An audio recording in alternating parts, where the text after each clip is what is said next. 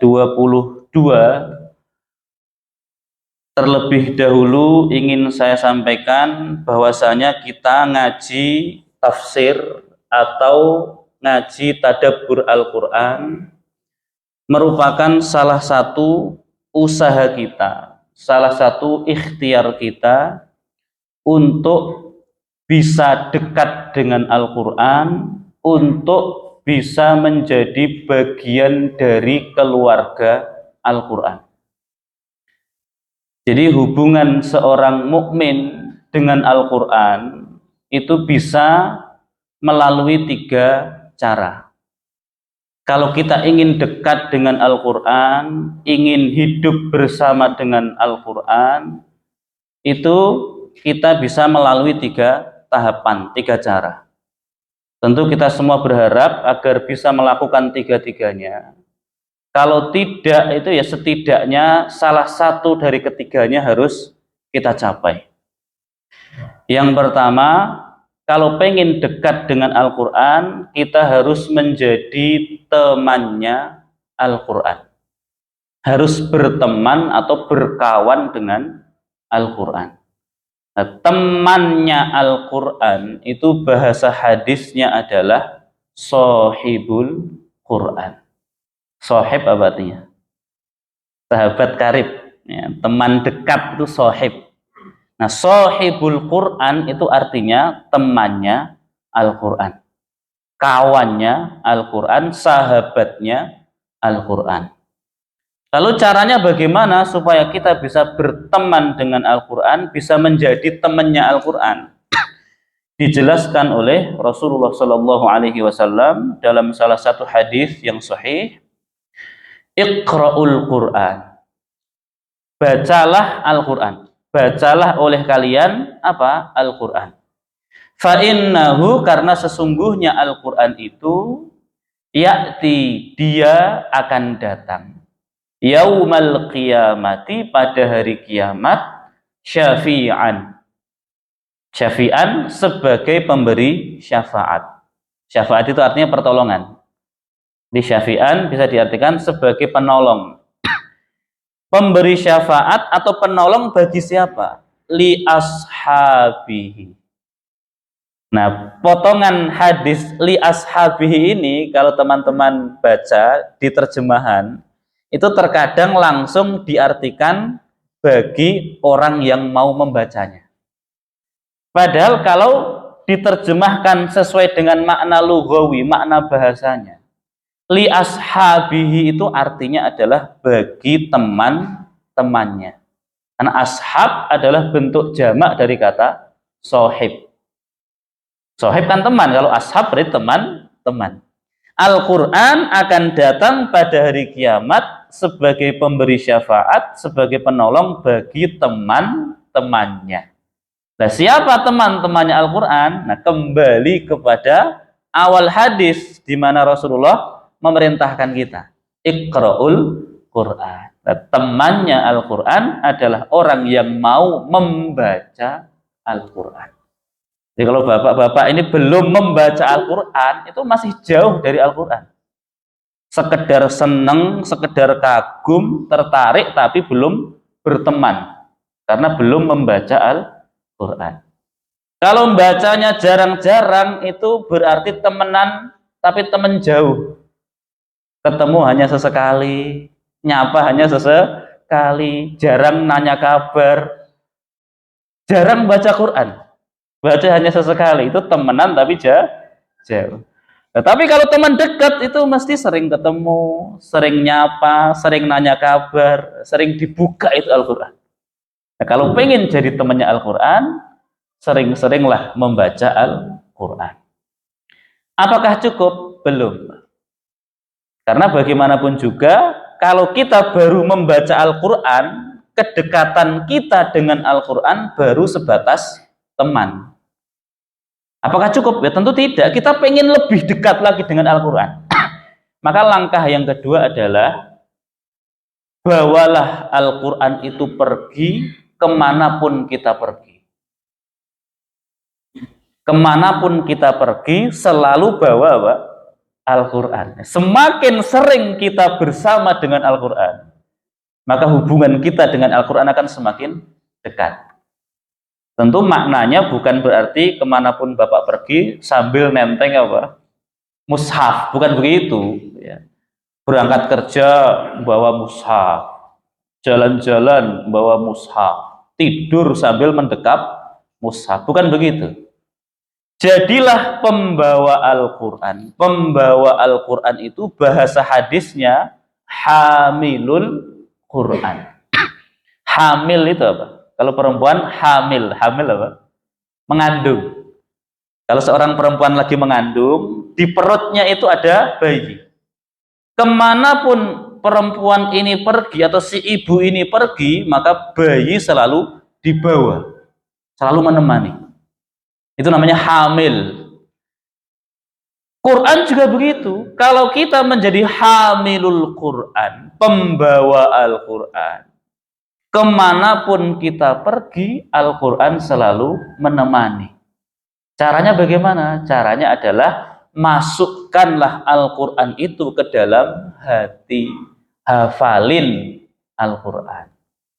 Maka bapak-bapak yang sudah benar membaca Qurannya, sudah lancar, sudah paham ilmu tajwid secara umum, ngerti ini yang dibaca panjang pendek, ini hukumnya begini-begini, paham. Maka jangan kemudian berhenti merasa puas, jangan. Lanjutkan ke tahap berikutnya, mulailah untuk menghafal Al-Quran. Ustadz, Quran kan 30 juz, 114 surat. Kami nggak mampu, Ustadz. Nah, kalau tidak mampu semuanya, tidak bisa hafal 114 surat, tidak bisa hafal 30 juz, ya jangan kemudian tidak punya hafalan sama sekali. Di dalam usul fikih itu ada kaidah, ma la yudraku kulluhu la yutraku kulluhu. Yang tidak bisa digapai semuanya, ya jangan ditinggalkan semuanya. Kita nggak bisa ngapal 30 juz, terus itu dijadikan alasan nggak punya hafalan sama sekali, jangan. Ya kalau normalnya orang itu ngapal dari kanan, antum mulai ngapal dari kiri nggak apa-apa. Normalnya orang kan ngapal Al-Baqarah dulu, antum Anas. Mereka biar habis Al-Baqarah, Ali Imran, antum Al-Falaq. Dan itu tidak ada masalah, Pak. Karena ngapal Quran itu dimulai dari manapun itu baik. Mau dari surat pendek dulu ya boleh. Seneng dari depan dulu ya nggak salah. Kalau tidak bisa hafal 114 surat, ya surat-surat pendek hafal lah. An-Nas sampai At-Takatsur hafal. Tapi ya jangan kemudian berhenti, lanjut lagi. Ngapal misalnya Al-Fajr, ngapal Asy-Syams. Syukur nanti bisa hafal juz 30. Ukuran Bapak bisa hafal juz amma itu prestasi luar biasa. Ukuran kita loh ya. Ukuran kita bisa hafal juz amma, juz 30 dan lancar terjaga hafalan itu satu prestasi yang luar biasa. Nah, atau kalau susah ngapal dari depan, Al-Baqarah susah, Ali Imran tambah susah, An-Nisa apalagi. Nah, Bapak bisa mulai dari menghafal surat-surat pilihan. Ya, surat-surat yang Bapak senang itu apa? Karena Rasulullah banyak menjelaskan keutamaan surat-surat tertentu atau ayat-ayat tertentu. Bapak pengen mendapatkan keutamaan dari surat tersebut, maka dihafalkan. Misalnya yang senang baca surat Al-Kahfi, hafalin surat Al-Kahfi. Sehingga nanti pas misalnya antum malam Jumat atau pas hari Jumat baca Al-Kahfi, itu nggak perlu pegang apa? Mushaf. Al-Kahfi sudah di sini sudah. Begitu. Al-Kahfi itu 110 ayat. Ya kalau nggak bisa semuanya, ya jangan dijadikan alasan tidak punya hafalan. Kalau nggak bisa 110 ya kurang 1. Tinggal 10. Ya, 110, 1, 1, 0. Hilangkan satunya 10 ayat pertama. Syukur nanti tambah 10 ayat terakhir. Yang senang baca surat Yasin, hafalin surat Yasin. Hafal Yasin itu bagus. Ya. Bapak sering misalnya setiap malam baca surat Yasin, ya nanti kalau bisa hafal surat Yasin, itu kemanapun Bapak pergi selalu ditemani oleh surat Yasin. Yang senang Ar-Rahman, hafalin surat Ar-Rahman. Yang senang Al-Waqiah, hafalin Al-Waqiah. Karena ada keutamaan dari surat-surat itu.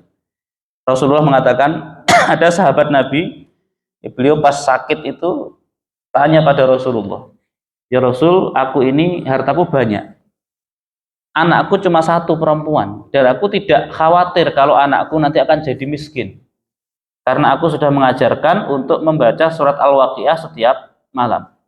Bolehkah aku berwasiat dengan seluruh hartaku?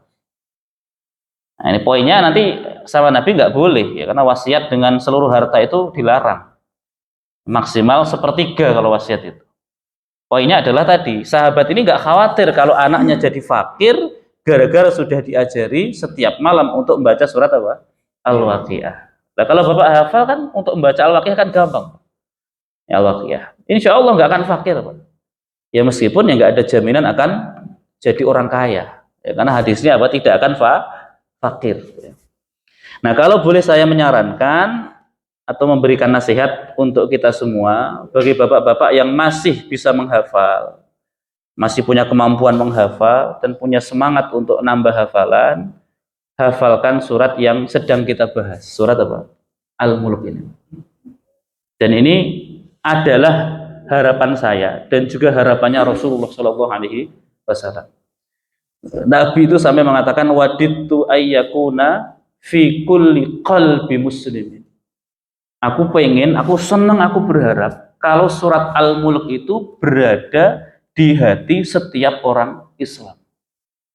Saking besarnya keutamaan dari surat apa? Al-Mulk. Dan ini betul-betul kita butuhkan. Kenapa kok saya menganjurkan supaya kita ini benar-benar hafal surat Al-Mulk? Karena nanti kalau Bapak kaji tafsir seluruh Quran misalnya, dari 114 surat yang paling banyak penjelasan dari Nabi, kalau surat itu akan menjadi penolong di alam kubur, itu adalah surat apa? Al-Mulk ini. Dan kita sadar sekarang kita ini di dunia. Selesai kita dari dunia, kita akan pindah alam. Dan alam terdekat dengan kita adalah alam kubur, alam barzakh. Sebelum nanti kita dibangkitkan di padang mahsyar, ada hisab, ada timbangan, ada jembatan, surga neraka. Sebelum itu semua kita harus melewati alam yang sangat panjang, namanya alam barzakh. Dan alam barzakh itu ila yaumi yub'atsun. Kita akan tinggal di alam barzakh, di alam kubur itu sampai datangnya hari kebangkitan, hari kiamat. Nah, kalau kita menderita di sana, apa enggak habis kita? Wong kiamat kapan kita enggak tahu. Kalau kiamat masih sejuta tahun misalnya ya, masih berarti kita di alam barzakh itu ya sejuta tahun. Nah, kita butuh bekal yang banyak, butuh yang sesuatu yang bisa menjadi penolong bagi kita. Nah, salah satu persiapan yang bisa kita lakukan adalah dengan menghafal surat apa? Al-Mulk ini. Dan Rasulullah banyak sekali hadis yang menjelaskan tentang keutamaan surat Al-Mulk, dan rata-rata itu semua, hampir semuanya, bahwa surat Al-Mulk ini akan memberikan syafaat, akan hadir sebagai penolong bagi orang yang menghafalnya di alam kubur, di alam barzakh. Nah, ini pentingnya. Dan Al-Mulk itu nggak panjang-panjang banget, Pak. Surat Al-Mulk itu hanya 30 ayat. 30 ayat itu kan nggak terlalu panjang, masih terukur lah. Kalau seukuran kita saja pengen menghafalkannya itu masih mungkin, sangat mungkin sekali. Ya. Dan kita harus bersyukur, ya, berterima kasih pada Rasulullah. Karena Rasulullah menjelaskan bahwa yang bisa menolong kita di alam kubur itu hanya surat apa? Al-Mulk. Coba kalau Nabi mengatakan yang nolong kita adalah yang hafal surat Al-Baqarah. Peluang kita kan makin apa? Makin tipis. Hafal Al-Baqarah 286 ayat. Berat ya. Ya, bukan kok mengecilkan kemampuan Bapak, bukan. Tapi siapa coba ya yang hafal surat Al-Baqarah? Tapi kalau Al-Mulk 30 ayat itu kan masih terukur. Bisa kita rencanakan, buat perencanaan untuk menghafalkannya. Nah, yang paling dekat nanti misalnya Ramadan. Ramadan misalnya di 30 hari. Bapak buat perencanaan. Bismillah, saya niatkan Ramadan tahun ini saya pengen menghafal surat apa? Al-Mulk. Udah satu surat aja sudah, nggak usah muluk-muluk. Hari pertama ngapal ayat 1, hari kedua ngapal ayat 2, hari ketiga ngapal ayat 3, udah gitu aja. Sampai hari ke-30, Pak. Begitu hari ke-30 sudah selesai, sudah tiba, itu kemungkinannya dua. Antara Bapak hafal 30 ayat atau hanya hafal ayat 30. Itu saja kewenangannya sudah. Kalau hafalannya kuat, itu selesai Ramadan ya selesai surat Al-Mulk. Kalau 30 hari kan 30 ayat. Selesai dan terjaga karena hafalannya kuat. Tapi kalau hafalannya pergi-pergi, belum melekat sudah lanjut ayat kedua. Belum kuat lanjut lagi udah. Hari ke-30 ya hanya hafal ayat 30. Idul Fitri udah ayat 30 juga apa? Pergi. Kembali kosong seperti apa? Semula. Ya, jangan gitu ya. Jadi kita buat perencanaan itu tidak usah menargetkan kapan selesainya. Fokus saja pada proses. Kita nikmati proses yang sedang kita lakukan. Tanamkan dalam diri, pokoknya saya akan menghafal surat Al-Mulk, akan menghafal mulai dari ayat 1, tidak akan lanjut ke ayat 2 sebelum ayat 1 ini betul-betul apa? Hafal, betul-betul kuat melekat. Nggak masalah meskipun nanti kita butuh waktu 3 hari untuk 1 ayat atau mungkin sepekan dapat 1 ayat, itu tidak ada masalah, Pak. Karena kita tidak dikejar target oleh siapapun. Bapak ngapal Al-Mulk butuh waktu 3 bulan itu nggak ada masalah. Kita nggak lagi sekolah, kita tidak lagi di pondok yang ditarget oleh lembaga. Sekian bulan harus hafal sekian juz, sekian tahun harus hafal Quran. Nggak, kita nggak ada yang target. Kita fokus saja menghafal, pokoknya ayat demi ayat, gak usah per 5 ayat seperti sahabat, per 1 ayat saja sudah. Nah, kalau para sahabat kan per 5 ayat kan, per 5 ayat tidak akan lanjut ayat ke-6 sebelum 5 ayat ini benar-benar apa? Kuat masuk ke dalam hati dan diamalkan. Makanya banyak sahabat, dan ini mayoritas, yang sampai meninggal dunia itu belum selesai apa? Al-Quran. Bukan karena mereka nggak mau menghafal, bukan. Mereka dalam proses menghafal. Dalam proses menghafal, belum selesai, keduluan meninggal apa? Dunia. Seperti itu. Sahabat Nabi yang hafal 30 juz itu nggak banyak, Pak. Nggak sampai 100 sahabat Nabi. Yang kemudian mereka inilah yang kemudian menjadi para ulamanya. Ulama di kalangan para sahabat Nabi. Selebihnya ya mereka berproses terus. 5 ayat nggak lanjut sebelum diamalkan. 5 ayat diamalkan. Bila kita juga gitu aja. Kalau kita nggak usah 5 ayat, kita kebanyakan 5 ayat, 1 ayat aja. 1 ayat nggak akan lanjut sebelum betul-betul lancar. Nanti ayat kedua juga gitu, begitu ngapal ayat kedua, ulang lagi di ayat pertama. 1, 2, kuat, baru lanjut ayat ketiga. Kalau itu kita lakukan, kita hanya butuh kesabaran. Insya Allah kita akan diberikan taufik kemudahan untuk bisa menghafal surat apa? Al-Mulk ini. Nah, salah satu riwayat yang dulu pernah kita sampaikan, nah ini hadisnya nanti bisa dicek kembali, bahwa surat Al-Mulk itu akan datang menolong. Diceritakan ada ahli maksiat. Ahli maksiat ya tentu dosanya banyak, amal solehnya sedikit, tapi dia hafal surat Al-Mulk dan sering membaca surat Al-Mulk, entah dalam sholatnya, entah sebelum tidur.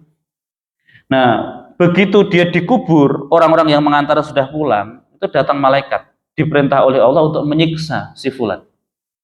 Begitu mau disiksa, tiba-tiba malaikat ini dihalangi oleh surat Al-Mulk. Tentu cara menghalingnya bagaimana, kaifiyahnya bagaimana, tentu itu di luar jangkauan akal kita untuk memikirkan. Yang penting bahasa hadisnya begitu. Tiba-tiba Al-Mulk itu menjelma hadir untuk membela orang tersebut. Nah, akhirnya malaikat ini kan bingung, Pak. Bingungnya begini, satu sisi dia disuruh oleh Allah untuk menyiksa, tapi dia ditahan oleh kalamullah. Ya, dia diperintah oleh Allah, tapi dihalangi oleh kalamullah. Akhirnya apa?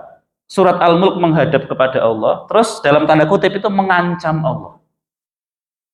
Ya Allah, kalau benar engkau menyiksa dia, padahal di hatinya ada aku, maka lebih baik hapuskan saja aku dari Al-Quran. Mending di Al-Quran nggak usah ada surat apa? Al-Mulk. Itu ya, Allah ngancam ya, dalam tanda kutip ya, ngancam Allah. Akhirnya sudah ya, Allah kan kuasa atas segalanya. Allah memberikan izin kepada Al-Mulk untuk memberikan syafaat kepada si fulan tersebut. Sehingga dia selamat di alam barzahnya, tidak jadi disiksa oleh malaikat. Nah, ini fadilah, salah satu keutamaan dari surat Al-Mulk. Maka kalau Bapak pengen menjadi hamilul Quran, pembawa Al-Quran, caranya hafalkan Al-Quran atau hafalkan sebagian Al-Quran, meskipun sebagian kecil ya. 30 juz kita hafal 3 juz itu hebat. 30 juz kita hafal 1 juz itu hebat ya. Yang penting ada upaya dari kita untuk menambah hafalan Al-Quran. Apakah cukup? Belum, Pak. Hafal Quran itu belum selesai. Ya, jadi kalau Bapak punya anak yang misalnya lulusan pondok tahfidz, sudah selesai setor 30 juz. Itu jangan dipuji berlebihan. Jangan diapresiasi secara apa? Berlebihan. Kenapa? Karena kalau dia dipuji berlebihan, diapresiasi berlebihan, nanti dia akan merasa tanggung jawab dia terhadap Al-Quran seakan-akan sudah selesai. Padahal hafal saja belum. Nah, kita pengen lebih dekat lagi dengan Quran. Ada satu lagi tahapan apa? Jadilah keluarga Al-Quran. Keluarga Al-Quran itu bahasa hadisnya ahlul Quran. Dimulai dari berteman dulu jadi sahibul Quran, terus kemanapun pergi dengan Al-Quran jadi hamilul Quran, baru terakhir kalau pengen sangat dekat dengan Quran adalah jadilah keluarga Al-Quran atau ahlul Quran. Nabi mengatakan Allah itu punya keluarga di muka bumi ini. Para sahabat bertanya, siapa mereka ya Rasul? Kata Nabi, ahlul Qur'ani wa khasatuh. Yang menjadi keluarga Allah adalah ahlul Quran dan orang-orang spesialnya. Nah, lalu siapa yang dimaksud dengan ahlul Quran?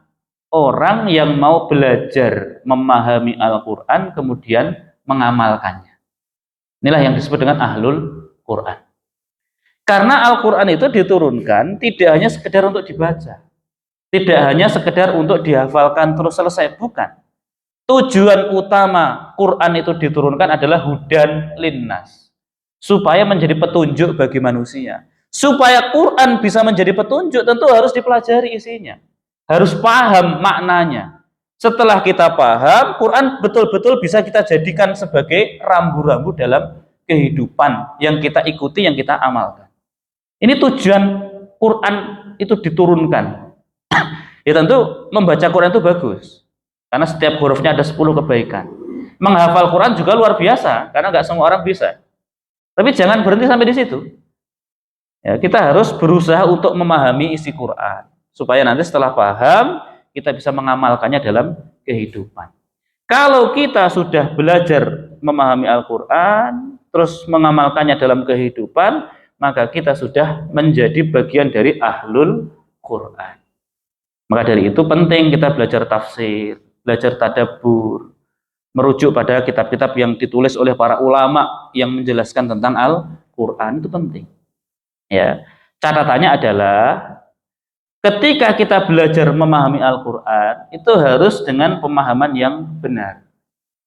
Karena kalau berangkat dari pemahaman yang salah, lalu pemahaman ini diamalkan, maka amalnya juga sudah pasti salah. Banyak orang melakukan satu perbuatan menyimpang, lalu mereka menyandarkan perbuatan itu pada ayat Al-Quran. Bukan Qurannya yang salah, tetapi cara mereka memahami Al-Quran yang salah. Jadi kalau di masa sejak awal-awal Islam, Pak, itu banyak kelompok menyimpang. Ada Khawarij yang suka mengkafir-kafirkan, dikit-dikit apa kafir. Oh, pezina kafir, dia mencuri kafir. Jadi pelaku dosa besar itu dikafirkan semua. Itu Khawarij namanya. Itu sudah ada sejak zaman Ali bin Abi Thalib. Ali pun dikafirkan, itu Khawarij. Nah, pertanyaannya gini, apakah Khawarij itu tidak berpegang pada Quran? Oh, mereka malah kami berhukum dengan apa? Kitabullah, itu, Pak. Apakah kemudian Qurannya salah? Tidak salah. Cara mereka yang salah memahami apa? Al-Quran. Jadi jangan dikira orang kelompok-kelompok yang menyimpang ada Qadariyah, ada Jabariyah, ada Jahmiyah. Jangan dikira mereka tidak berpegang pada Al-Quran. Mereka ngomongnya kami berpegang pada Quran. Hanya saja berangkat dari pemahaman yang salah. Maka kalau kita misalnya tidak punya kapasitas, tidak punya kemampuan untuk memahami Al-Quran, itu jangan kemudian memaksakan diri berusaha memahami Quran itu sendiri. Misalnya kita nih nggak pernah mondok, nggak pernah belajar ilmu agama di pondok pesantren, tidak pernah belajar bahasa Arab dengan segala cabang-cabangnya, tidak pernah belajar tafsir, tidak pernah belajar ulumul Quran, belajar fikih misalnya. Kemudian kita hanya sekedar baca ayat Quran, terus terjemahannya saja. Baca ayat, dibaca terjemahannya, difikirkan sendiri, lalu disimpulkan sendiri, diamalkan sendiri lagi. Ini berbahaya. Ya karena banyak ayat itu yang tidak bisa dipahami hanya sekedar dengan membaca apa? Terjemahan. Butuh ulama yang menjelaskan. Ya, butuh tafsir yang menjadi rujukan. Tidak hanya cukup mengandalkan terjemahan diterjemahkan dari bahasa Arab ke bahasa Indonesia. Nah, ini ada satu cerita, satu kisah. Ini fiktif, cerita fiktif. Fiktif itu karangan yang nggak ada kenyataannya. Tetapi ceritanya bagus. Bagusnya adalah dari kisah ini kita akan mendapatkan pemahaman bahwa betapa bahayanya ketika seseorang itu salah di dalam memahami ayat Al-Quran. Cerita fiktif. Ini cerita apa? Kalau dalam bahasa Arab itu namanya torifah. Torifah itu cerita lucu orang Arab. Cerita lucu, Pak. Ini lucu, nanti antum tertawa lah. Boleh, sedikit tertawa boleh. Karena lucu. Jadi zaman dahulu itu ada laki-laki namanya mujrim. Mujrim itu bahasa Arab.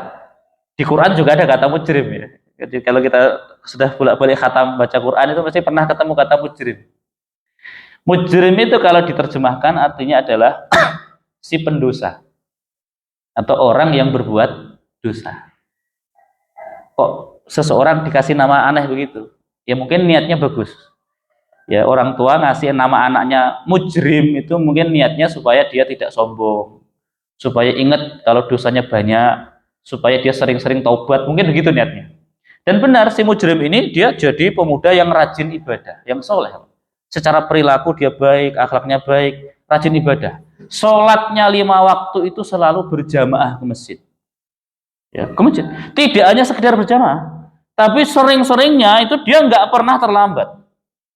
Kalau jamaah sekedar jamaah kan masbuk pun dihitung jamaah. Jadi dia nggak pernah masbuk.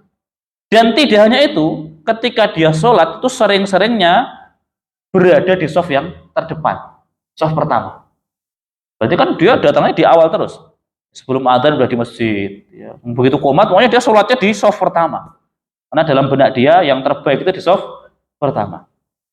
Nah, suatu hari, gini, sayangnya si mujrim ini dia tidak sungguh-sungguh belajar Al-Quran. Dia mencukupkan diri sekedar tahu makna kata demi kata dari Al-Quran. Pokoknya ini dalam bahasa Arab, ini artinya begini, ini artinya begini. Setiap kali dia baca Quran, atau dia mendengar orang membaca Quran, itu dia cukup diterjemahkan di kepalanya. Setelah itu difikir sendiri, lalu disimpulkan sendiri. Nah, sampai suatu hari dia ke masjid untuk sholat maghrib berjamaah. Ini cerita ya, ini jadi antum jangan tanya ini sanadnya dari mana, ini cuma cerita. Nggak ada sanadnya, nggak ada kitabnya, cuma cerita. Ya. Dia ke masjid untuk sholat maghrib berjamaah.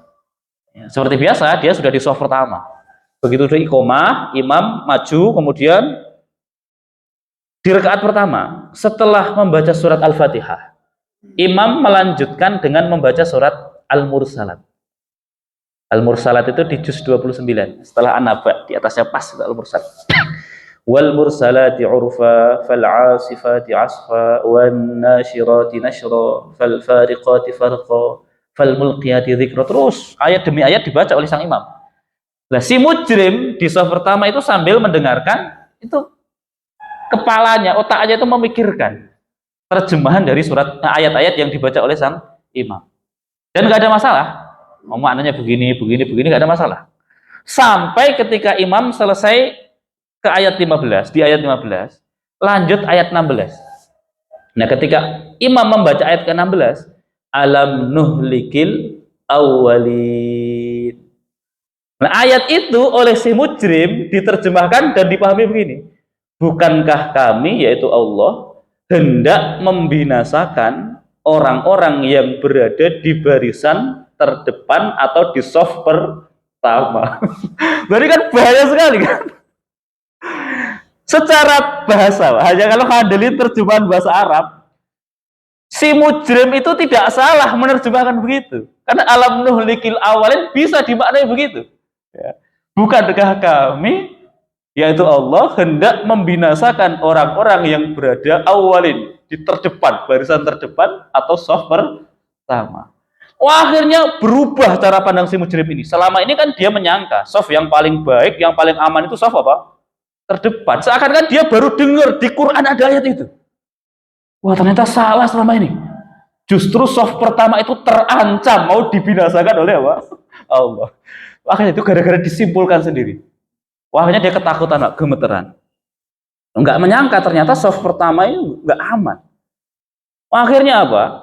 Dalam keadaan ketakutan, gemeteran, dia mundur ke saf yang paling belakang. Ya tujuannya untuk menyelamatkan diri. Nah, setelah sampai di saf yang belakang, udah dia sekarang kalau sholat aku nggak akan mau di saf apa? Terdepan. Aku akan saf terakhir saja. Biar aman, jauh dari saf yang mau dibinasakan. Setelah di saf terakhir, imam melanjutkan apa? Tsumma nutbi'uhumul akhirin. Kemudian diterjemahkan lagi oleh si mujrim. Kami ikutkan setelah membinasakan saf yang terdepan, kami binasakan barisan yang paling belakang. Coba. Wah, dia merasa dikejar-kejar. Oh, ternyata disimpulkan lagi, Pak. Oh, berarti yang tidak aman itu tidak hanya saf terdepan, tapi juga saf yang paling belakang. Oh, berarti yang aman di mana? Yang tengah. Wah, maju dia, saf yang tengah. Imam melanjutkan, kadzalika naf'alu bil mujrimin. Begitu pula kami akan membinasakan si mujrim. Namanya mujrim kan ya, disebut-sebut namanya. Wah, kayaknya ketakutan dia lari dari masjid gak jadi sholat. Sekali lagi ya, ini hanya cerita karangan, kenyataannya itu gak ada, Pak. Tapi maksud saya gini, kisah ini itu betul-betul mewakili potensi kaum muslimin di dalam memahami Al-Quran. Potensi kita memahami Quran seperti caranya si mujrim itu sangat mungkin sekali, Pak.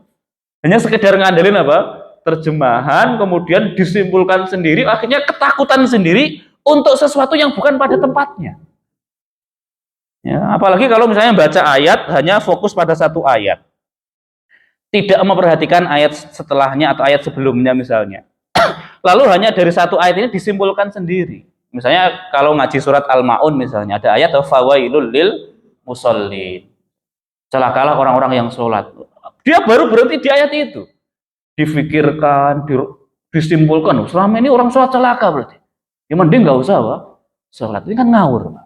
Bukan ayat yang salah, tapi kita yang salah di dalam memahami ayat tersebut. Ada seorang suami yang selalu suudzon, curiga pada istrinya. Selalu bersikap tidak baik pada istrinya. Ketika ditanya kenapa? Oh, saya ngikuti perintah Al-Quran. Apa ayatnya? Inna min azwajikum wa auladikum aduwwal lakum fahdharuhum. Kata Allah.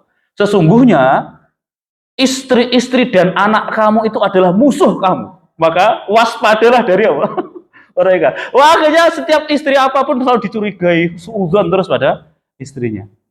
Ayatnya benar, tapi cara memahaminya yang tidak benar. Makanya kalau kita pengen menjadi ahlul Quran, pengen memahami Quran itu harus belajar dengan benar. Ya caranya bagaimana ya? Kalau kita nggak bisa memahami sendiri, ya harus merujuk pada ulama yang memang paham dan sudah menjelaskan. Ratusan bahkan ribuan kitab tafsir sudah ditulis. Sekian banyak kitab tafsir yang ditulis itu ditujukan untuk menjelaskan isi Al-Quran. Baca itu kitab-kitab yang sudah ditulis oleh para ulama. Sehingga nanti kita ngerti bagaimana para ulama itu menjelaskan ayat ini. Para ulama itu menjelaskan ayat ini. Nah, kalau kita ngikuti cara pemahaman ulama-ulama yang berkompeten, niscaya kita akan lebih dekat kepada kebenaran daripada kita mengandalkan akal kita yang benar-benar nggak punya kemampuan, nggak punya kapasitas untuk memahami Al-Quran. Itu jadi ahlul Quran. Maka ini pentingnya kita ngaji Quran. Setelah kita paham isi kandungan Al-Quran, pelan-pelan kita berusaha untuk mengamalkannya dalam kehidupan. Ketika kita sudah mengamalkan, maka kita sudah menjadi bagian dari ahlul Quran. Baik, itu ya, itu sebagai motivasi saja. Sekarang kita lanjutkan, masih ada sedikit waktu, beberapa ayat dari surat Al-Mulk ayat 22. A'udzubillahi minasyaitonirrajim. Afaman yamshi mukibban ala wajhihi ahda amman yamshi sawiyan ala siratim mustaqim. Di ayat ke-22 ini ada perumpamaan, permisalan. Ada dua permisalan. Permisalan itu perumpamaan. Satu, perumpamaan bagi orang kafir. Yang kedua, perumpamaan bagi orang mukmin. Nah, orang kafir itu diumpamakan oleh ayat 22 ini seperti man yamshi mukibban ala wajhi. Man itu orang yang yamshi, dia berjalan, mukibban, tertelungkup, ala wajhihi, di atas wajahnya. Coba, berjalan tertelungkup di atas wajahnya, itu gambarnya gimana? Ini tadabbur ya, tadabbur itu gitu. Jadi kalau ada ayat isinya perumpamaan itu Bapak imajinasikan nggak apa-apa. Karena yang ini kan ngomongin orang kafir kan. Di orang kafir itu diserupakan, diumpamakan, dimisalkan seperti man yamshi mukibban ala wajhi. Orang yang berjalan tertelungkup di atas wajahnya. Tertelungkup itu gini, dia jatuh ke depan, terus wajahnya nempel ke tanah. Habis itu dia harus berjalan dalam keadaan seperti itu. Jadi kalau mau diperpendek bahasanya itu gimana jalannya? Nah begitu kan? Kita susah. Bapak jatuh, mukanya nempel ke tanah, terus Bapak harus jalan. Kayak orang merayap. Wajahnya nempel ke tanah, terus jalan. Kayak orang merayap. Sudah pasti dia akan dihina, keadaannya hina, karena tidak normal. Normalnya orang berjalan kan di atas dua kakinya kan. Nah ini diumpamakan berjalan tertelungkup di atas wajahnya. Kayak orang merayap. Sudah pasti dia tidak tahu arah karena wajahnya nempel ke tanah. Sudah pasti nggak sampai tujuan. Sudah pasti tersesat sudah. Ini permisalan orang yang kufur, ingkar kepada Allah Subhanahu wa taala. Sudah pasti tersesat, pasti hina. Coba kalau ada orang Bapak nyoba jalan kayak gitu, mesti diejek oleh banyak orang. Ngapain sih kok nggak, kurang kerjaan apa kan, mesti begitu. Nggak mungkin sampai tujuan, nggak ngerti arah. Mesti nggak ngerti loh, wajahnya nempel ke tanah. Ini perumpamaan orang yang kafir. Nah, sementara orang mukmin diumpamakan dengan man yamshi sawiyan ala siratim mustaqim. Man, orang yang yamshi, dia berjalan sawiyan. Sawiyan itu tegak lurus, proporsional, ya. Ala, di atas, siratin mustaqim, jalan yang lurus. Nah, ayat ini bentuknya adalah pertanyaan. Nah, kita ini disuruh menjawab. Kira-kira dari gambaran dua orang tadi, orang pertama dia jalannya tertelungkup di atas wajahnya, terus jalan nyeret, merayap begitu. Orang kedua dia jalannya tegak lurus, di atas kedua kakinya gagah, dan itu pun di atas jalan yang lurus. Dari kedua orang ini mana yang ahda? Ahda itu lebih akan mendapat petunjuk, lebih yang akan sampai pada tujuan. Kira-kira yang akan lebih mendapat petunjuk, bisa mengikuti jalan yang benar itu orang pertama atau orang kedua? Mesti orang kedua. Nah, ayat ini kita logika kita, akal kita itu diajak untuk berpikir. Afaman, apakah orang yang berjalan tertelungkup di atas wajahnya, dia lebih mendapat petunjuk, lebih tercerahkan ke jalan yang lurus, aman, ataukah orang yang yamshi, dia berjalan sawiyan, tegak lurus, ala siratim mustaqim, di atas jalan yang lurus? Tentu dengan mudah kita akan menjawab, kita nggak perlu mikir, Pak. Dengan mudah, dengan gampang kita akan mengatakan orang kedua ini mesti lebih selamat. Orang pertama nggak mungkin selamat, wong dia jalannya begitu, ada mobil depan nggak ngerti, dipelindes mati. Tapi orang yang jalannya lurus, dia kalau ada mara bahaya dari manapun dia bisa melihat. Karena melihat ada mara bahaya, dia bisa menghindari. Itu perumpamaan orang kafir dengan orang mukmin. Orang kafir itu sudah pasti celaka. Orang mukmin insya Allah selamat. Orang kafir itu tersesat, orang mukmin insya Allah berjalan di atas jalan yang lurus. Ya, seperti itu. Qul, katakanlah Muhammad, huwallazi, dialah Allah, alladzi yang ansya'akum. Ansya'akum itu menciptakan kalian tanpa contoh sebelumnya. Jadi Allah itu menciptakan kita itu nggak ada apa namanya, nggak ada permisalan sebelumnya. Allah menciptakan manusia itu sebelumnya nggak ada manusia. Jadi semuanya didesain oleh Allah sebagai ciptaan yang baru. Dia katakanlah Muhammad, dialah Allah yang telah menciptakan kalian. Wa ja'ala, dan dia menjadikan lakum bagi kalian apa? As-sam'a, pendengaran, wal absara, dan penglihatan, wal afidah, dan hati. Qalilam, maka sedikit sekali, ma tashkurun, apa yang kalian syukuri. Allah menciptakan kita, ini nikmat, namanya nikmatul ijad, nikmat penciptaan. Allah memberikan nikmat kepada manusia. Yang pertama itu nikmatul ijad, nikmat penciptaan. Dulu kita nggak ada, terus diadakan oleh Allah. Setelah kita dicipta, kita dibekali dengan segala perangkat yang kalau kita mau memaksimalkan perangkat itu, pasti kita akan sampai kepada Allah Subhanahu wa Ta'ala. Kita dikasih telinga, kita dikasih mata, pendengaran, penglihatan, dan juga apa? Hati. Kalau manusia mau memaksimalkan 3 perangkat ini, maka sudah pasti dia akan sampai kepada Allah Subhanahu wa Ta'ala. Dia akan beriman kepada Allah Subhanahu wa Ta'ala. Ya, nah kebanyakan orang itu tidak mau, terutama orang-orang kafir lah ya, kan mayoritas orang kan kafir. Ya. Orang-orang kafir itu tidak mau memaksimalkan perangkat yang sudah diberikan oleh Allah Subhanahu wa Ta'ala. Maka dikatakan qalilam ma tashkurun. Sedikit sekali apa yang kalian syukuri. Sudah dikasih telinga tidak digunakan untuk apa? Mendengarkan kebenaran. Nah, tugas telinga itu apa? Pendengaran itu. Mendengarkan ayat-ayat Al-Qur'an, mendengarkan nasihat, mendengarkan apa? Ya, amar ma'ruf nahi munkar. Itu tugas telinga. Kemudian mata, dikasih mata tidak digunakan untuk melihat kebenaran. Tugas mata apa? Ya melihat Al-Qur'an, melihat apa? Kebaikan-kebaikan yang dilakukan oleh orang lain, melihat anak-anak yatim. Tugas mata. Tugas hati adalah apa? Merenungkan. Bahkan Nabi mengatakan istafti apa? Qalbaka.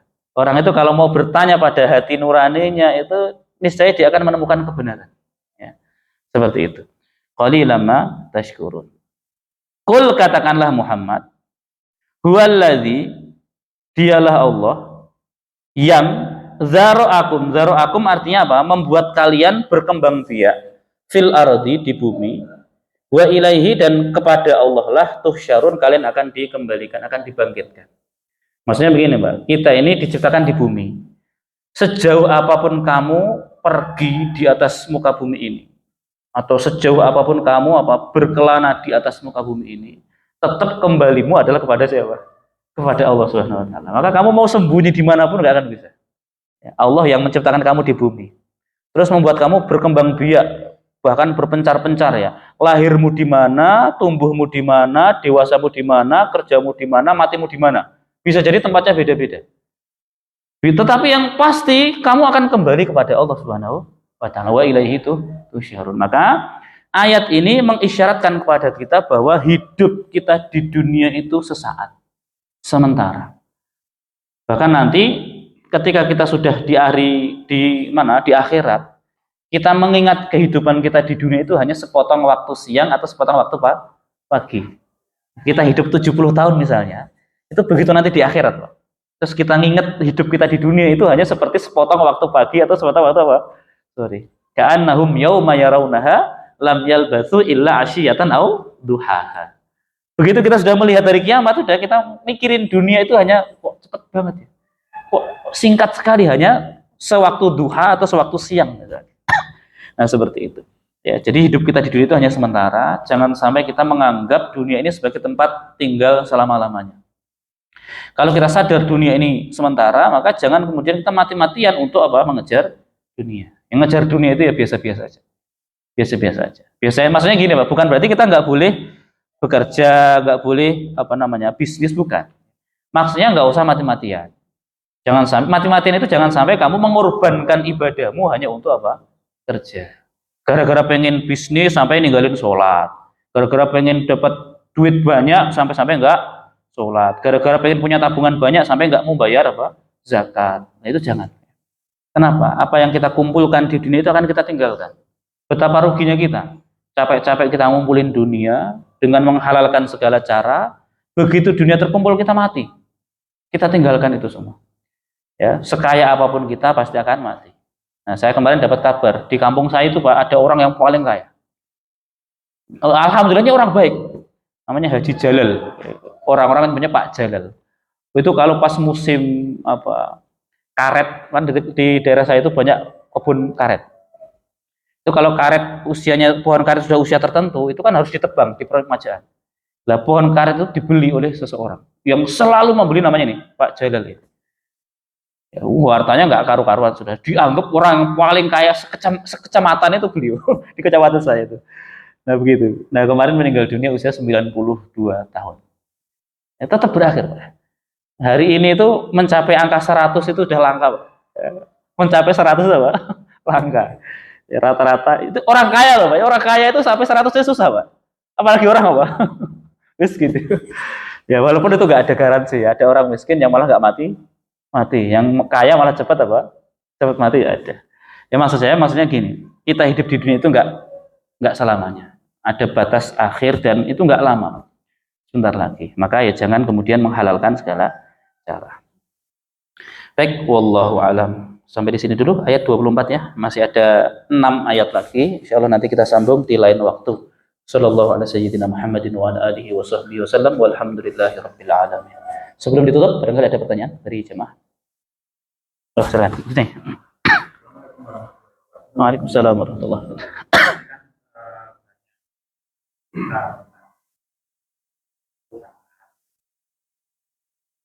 Saya pernah mendengar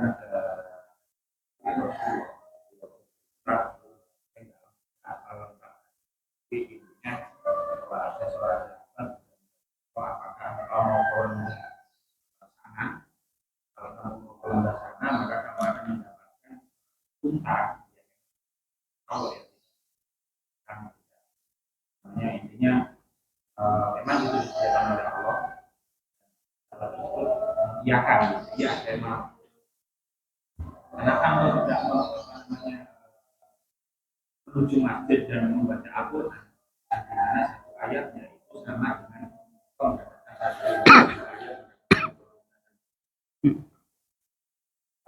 memaknai hadis ini seperti apa? Apakah kita mengangkat atau kita belajar untuk mendapatkan atau seperti apa? Kemudian berdasar dengan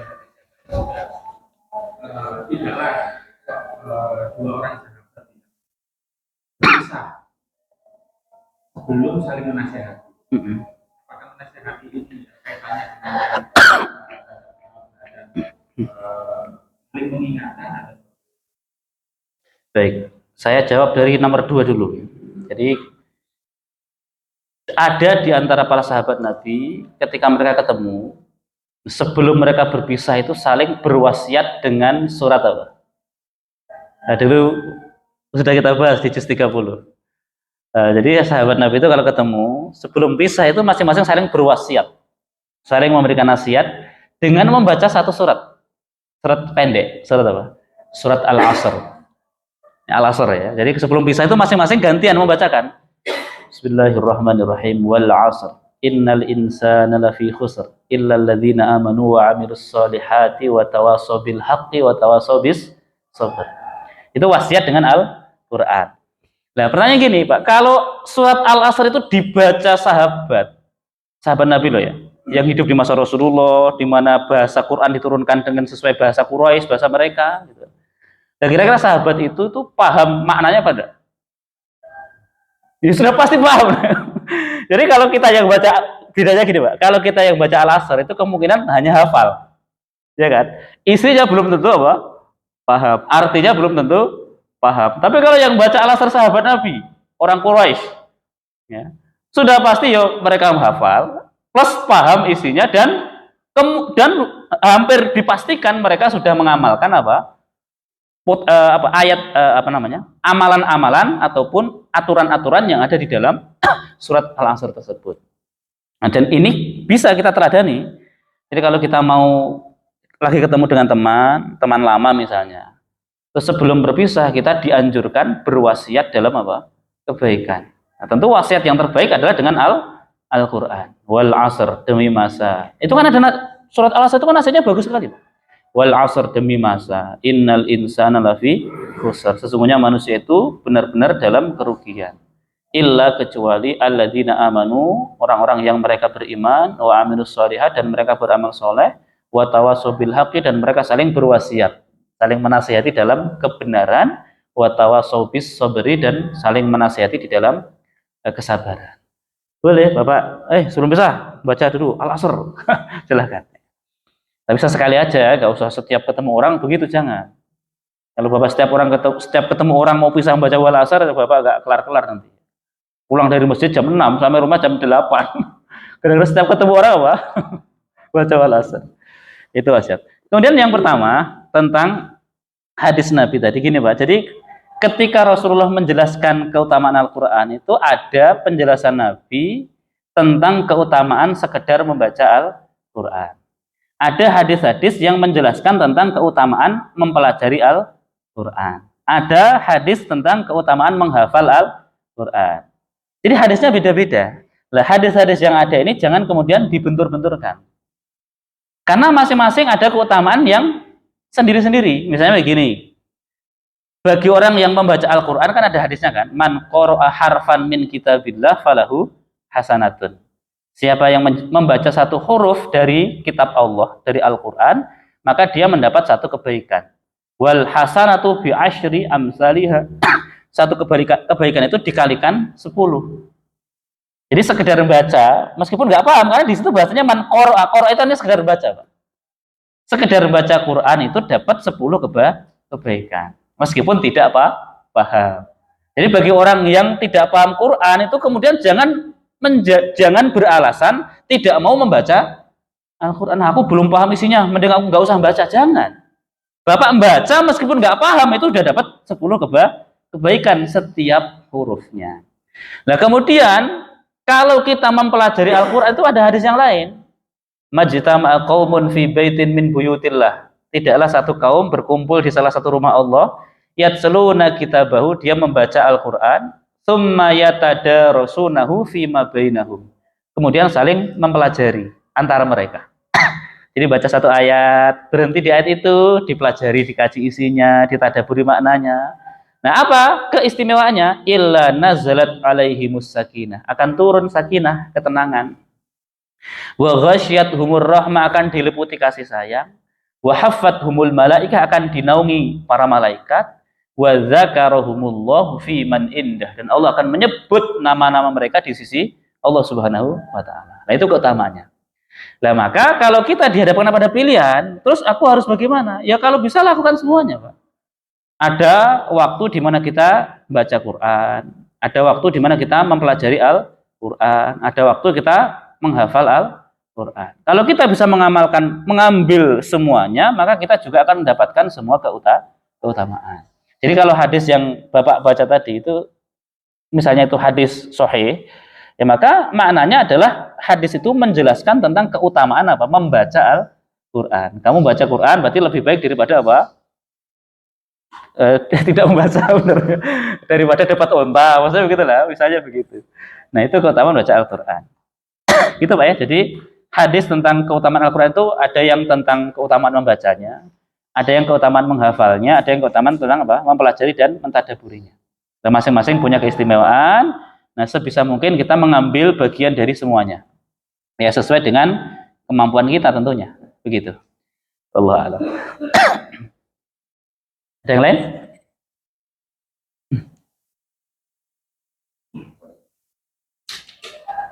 Cukup. Kapan? Sekarang? Oh, tarif Ramadan itu sejam, Pak. Tarif Ramadan ya, semuanya tak lagi Ramadan. Nah, mulai persiapannya dari Sya'ban. Ya, jadi tradisi Nabi Shallallahu Alaihi Wasallam itu pemanasan atau persiapan sebelum Ramadan itu di bulan Sya'ban. Kenapa perlu persiapan dan pemanasan? Ya supaya nanti kita masuk Ramadan itu ibarat mesin, tinggal gas jalan. Nah, sementara yang terjadi ini rata-rata ya, secara umum kaum muslimin itu baru pemanasan, persiapan itu setelah masuk bulan apa? Ramadan. Maka kita berarti kan nggak usah lihat orang lain, lihat diri kita aja. Bagaimana keadaan kita, kondisi kita di hari pertama Ramadan? Itu kan hawanya pengennya apa? Males-malesan, nggak semangat kerja, pengennya perbahan sampai datangnya buka puasa. Ini tanda kalau mesin kita belum panas, Pak. Baru pemanasan. Tapi kalau dari bulan Sya'ban sudah mulai pemanasan, itu masuk Ramadan tinggal gas, nggak akan ada banyak perubahan. Karena mesin kita sudah siap, tubuh kita sudah siap. Maka Rasulullah itu di bulan Sya'ban pemanasannya dengan apa? Satu, dengan banyak puasa sunnah. Ini harusnya disampaikan sebelum masuk Sya'ban. Karena kalau sudah masuk pertengahan Sya'ban, sementara kita sebelumnya jarang puasa sunnah atau nggak pernah puasa sunnah, itu malah tidak dianjurkan puasa apa? Sunnah. Bapak ini nggak pernah puasa sunnah, sudah lewat nisfu Sya'ban, pertengahan Sya'ban. Maka anjurannya malah nggak usah puasa apa? Sunnah. Kecuali bayar utang. Kalau bayar utang kan wajib harus. Nah, tapi kalau kita baru mau masuk bulan Sya'ban, terus pengen pemanasan, maka bulan Sya'ban adalah bulan terbaik untuk memperbanyak puasa sunnah. Kenapa terbaik? Karena bulan Sya'ban adalah bulan di mana Rasulullah paling banyak melakukan puasa sunnah. Aisyah, istri Nabi, menceritakan tidak ada bulan setelah Ramadan di mana Nabi paling banyak berpuasa selain pada bulan Sya'ban. Nah, itu sebagai pemanasan. Ya, Sya'ban. Yang kedua, pemanasannya dengan persiapannya dengan qiyamul lail, Pak, salat malam. Ya, ini masih ada waktu sekitar 9 hari. Mulai nanti malam latihan salat malam. Biar kita nggak kaget, Pak. Kalau Bapak setahun nggak pernah salat malam, ketemu Ramadan langsung diajak ngebut, Pak. Salatnya 11 atau 23. Turun mesin, Pak, kita udah. Iya kan, kita nggak pernah salat malam, tiba-tiba diajak salat malam dan jumlah rakaatnya langsung apa? Banyak. Itu mesti kaget, Pak. Bukti kekagetan atau ketidaksiapan kita untuk sholat tarawih itu, mayoritas orang Islam itu seneng kalau sholat tarawihnya apa? Cepat. Sudah jumlah rakaatnya sedikit dan apa? Cepat. Itu sebenarnya isyarat kalau kita ini belum siap untuk diajak sholat malam. Kenapa? Kaget. Sebelumnya nggak ada pemanasan, tahu-tahu langsung 11. Kaget. Turun mesin di tengah jalan udah. Tapi kalau Bapak sekarang nih udah biasa sholat, misalnya sholat malam 2 rakaat plus witir misalnya 3 rakaat, udah 5 rakaat. Sebulan gitu terus, nanti masuk Ramadan nggak akan kaget. Kenapa? Udah biasa. Itu pemanasan dengan apa? Sholat malam. Yang ketiga, yang paling penting adalah persiapan ilmu. Masuk Ramadan itu harus dengan bekal ilmu yang cukup. Jangan sampai nanti puasa kita batal, kita nggak paham. Pahala kita habis, kita nggak ngerti. Itu bahaya, Pak. Karena ketidaktahuan kita itu tidak bisa menjadi uzur. Misalnya begini, Bapak nggak ngerti kalau minum air itu membatalkan puasa, misalnya. Misalnya Bapak nggak ngerti, ngertinya yang batalin puasa itu kalau makan makanan saja, kalau minum air nggak batal. Misalnya begitu. Terus pas Ramadan Bapak minum air dalam keadaan nggak tahu kalau itu batalin puasa. Nah, kira-kira Bapak itu dihukumi puasanya batal atau tidak? Bapak nggak tahu loh kalau ini batalin puasa, terus Bapak minum, itu batal atau tidak? Batal. Ketidaktahuan itu tidak menjadi apa? Uzur. Yang menjadi uzur itu kalau lupa malah jadi uzur, Pak. Bapak ngerti minum itu batalin puasa, tapi pas Ramadan lupa, Kak. Nggak inget kalau sedang puasa kan. Tiba-tiba minum habis sebotol baru inget. Sebotol apa sepiring misalnya. Ramadan. Itu malah nggak batal puasanya. Itu kata Nabi apa? Allah ngasih rezeki, Allah ngasih makan dan minum. Malah nggak batal. Tapi kalau Bapak nggak tahu itu nggak bisa menjadi uzur. Wah, aku nggak tahu kalau ngerokok itu batalin puasa. Nah, kalau nggak tahu dijadikan uzur, semua orang akan beruzur dengan apa? Nggak tahu. Nah, supaya tahu harus belajar. Nah, pentingnya apa? Ilmu. Bekal ilmu. Belajar supaya puasa kita sah bagaimana. Pembatal-pembatal puasa apa saja sehingga bisa kita jauhi. Kalau pas sahur dengar azan harus bagaimana. Kemudian nanti ya adab berbuka puasa bagaimana. Supaya pahala puasa kita tidak berkurang, apa yang harus dihindari. Itu semuanya harus dipelajari supaya ilmu kita cukup. Kalau kita masuk Ramadan dengan ilmu, insya Allah ibadah kita akan semakin apa? Mendekati kebenaran. Tapi kalau tanpa ilmu itu potensinya salah. Potensinya apa? Salah. Itu barangkali nasihat sangat singkat seputar apa? Ramadan. Kalau mau tarhib ya nanti sampai jam 7. Baik, itu saja ya. Sampai sini sudah siap. Kita tutup dengan doa kafaratul majelis. Subhanakallahumma bihamdika asyhadu an la ilaha illa anta astaghfiruka wa atubu ilaik. Assalamualaikum warahmatullahi wabarakatuh.